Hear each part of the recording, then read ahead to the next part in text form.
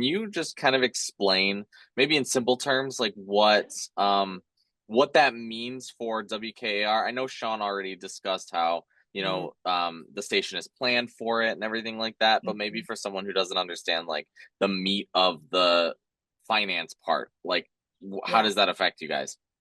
Sure.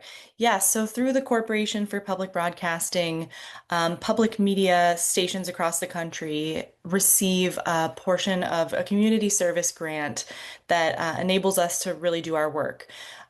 For us, because we're a joint licensee, we have radio and television.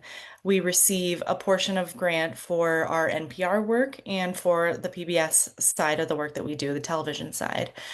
So for us, it's kind of a double hit here with the Corporation for Public Broadcasting closing down and these grants being cut.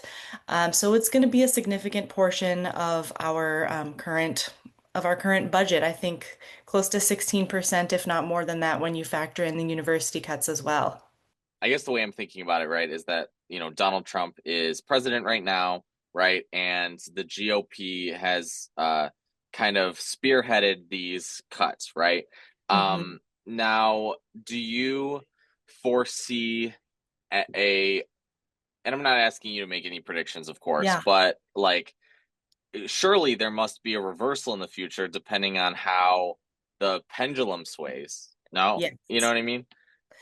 Yeah, it's absolutely our hope that, as things change in this political future, there could be an opportunity for us to return back to community service grants. I personally don't know what that's going to look like because we've gotten to the point where the Corporation for Public Broadcasting itself is shutting down.